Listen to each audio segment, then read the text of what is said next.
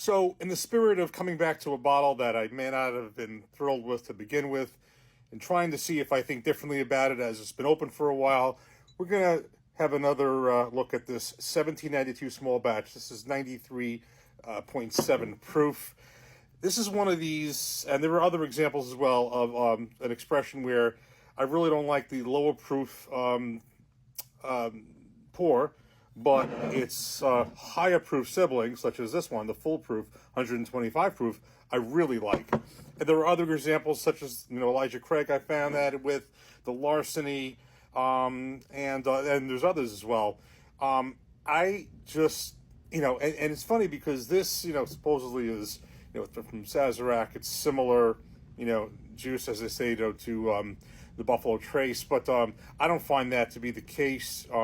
It's just this, at this proof level, I like the higher proof better. But see, that doesn't apply to everything at this proof level. Here's just a random example. I happen to have this Buffalo Trace kosher rye recipe. This is 94 proof. It's basically the same proof, and this is just fine at this proof. This is just fine.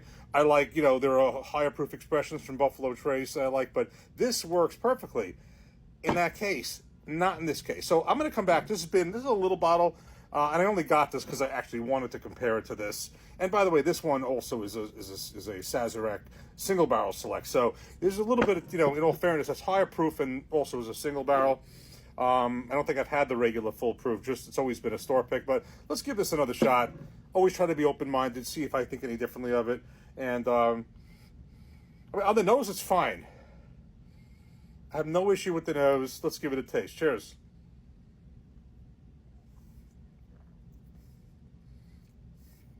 Now, it's I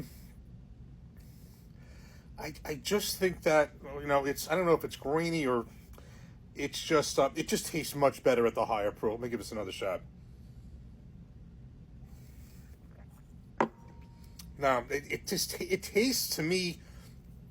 I don't know if it tastes young or it tastes grainy. There's a certain graininess that's really maybe it's a crude way to say it, but some of these lower proof expressions I taste a certain graininess with. Definitely get that with the Larceny small batch 92 proof.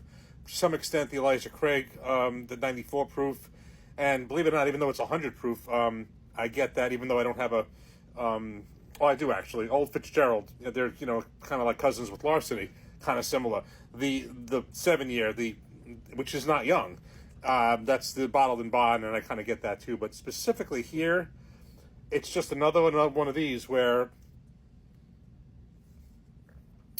the lower proof pour it's just missing something for me. Now let's just compare it to the full proof. Okay, so here is the 1792 full proof Sazerac barrel select. So that's a single barrel of the full proof. And of course, full proof, this is 125 proof. Full proof means that it is bottled at the same proof that it went into the barrel at. So in theory, it's not, people confuse, it's not the same thing as a cask strength or barrel strength. So in theory, let's say this, the cask strength, this thing was bottled at, and it comes out at 130 proof. They would, in theory, have to proof this down, so water it down to 125 proof to get it there. But this definitely, at this proof, I'm going to try it again now. For me, this is much better than at this 93.7 proof.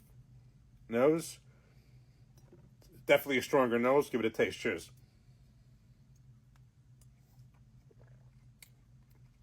It's just so much better, I find, at this proof than at that. It's almost like when it's at this higher proof, it kind of like any of the things that I find there's a floor at the lower proof with all the extra flavor from the from not being watered down. I guess it just seems to erase that. And I found this isn't every case. I can't generalize, but it's in several. It's in enough of them.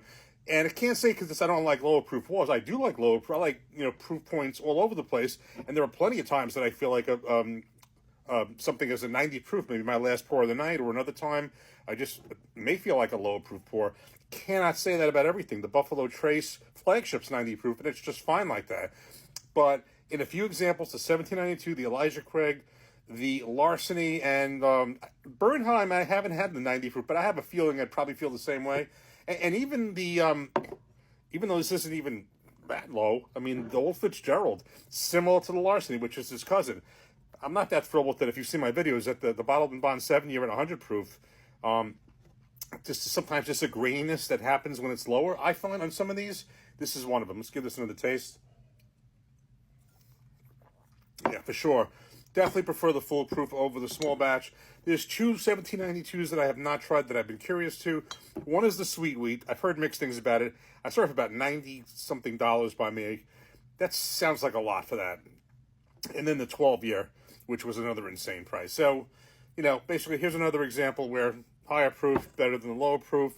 You know, essentially the same liquid, but I just, nothing's changed in this one, and I don't think it will in the 1792 small batch. Cheers.